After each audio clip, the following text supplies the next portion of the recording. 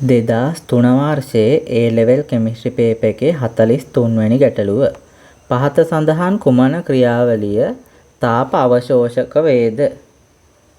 අපෙන් අහන්නේ ක්‍රියාවලි හතරක් දීලා තාප අවශෝෂක ක්‍රියාවලිය මොනවද කියලා. A පිළිතුර බැලුවට පස්සේ A පිළිතුරේ තියෙනවා වායුමය අවස්ථාවේ තියෙන සෝඩියම් වලින් ඉලෙක්ට්‍රෝනයක් ඉවත් කරලා තියෙනවා. වායුමය අවස්ථාවේ තියෙන සෝඩියම් වලින් ඉලෙක්ට්‍රෝනයක් ඉවත් කරනවා කියන්නේ මොකද්ද? මේ දීලා තියෙන්නේ සෝඩියම් වල පළවෙනි අයනීකරණ එන්තැල්පිය. අපි දන්නවා පරමාණුවකින් ඉලෙක්ට්‍රෝනයක් ඉවත් කිරීමට අපි ශක්තිය සපයන්න ඕන. ශක්තිය සපයනවා කියන්නේ ඒක තාප අවශෝෂක ක්‍රියාවලියක්. අන්න එහෙනම් අපිට A නිවැරදි කියලා ගන්න පුළුවන්. ඊළඟට B. B වල මොකද තියෙන්නේ?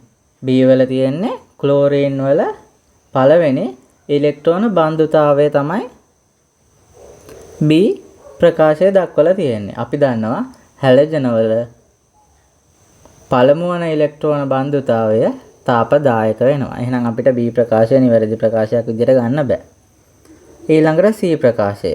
C ප්‍රකාශයේ තියෙන්නේ වායුමය අවස්ථාවේ තියෙන සෝඩියම් ධන හා ක්ලෝරයිඩ් ධන වලින් සෝඩියම් ක්ලෝරයිඩ් දැලිස සෑදෙන අවස්ථාවේ තියෙන්නේ දැලිස එන්තැල්පිය. අපි දන්නවා දැලිස එන්තැල්පිය ගත්තට පස්සේ ඒක තාපදායක වෙනවා. එහෙනම් අපිට C පිළිතුරක් නිවැරදි පිළිතුරක් විදිහට ගන්න බෑ.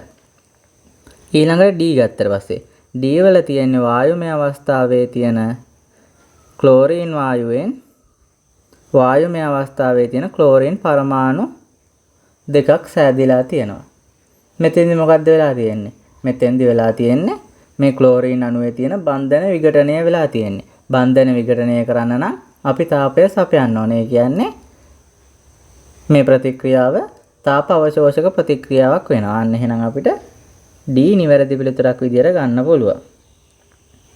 එතකොට මේ ගැටලුව ගත්තට පස්සේ A සහ D නිවැරදි. A සහ D නිවැරදි කියන්නේ නිවැරදි පිළිතුර වෙන්නේ අංක 4. ඒ අනුව 43 වෙනි ගැටලුවට නිවැරදි පිළිතුර 4.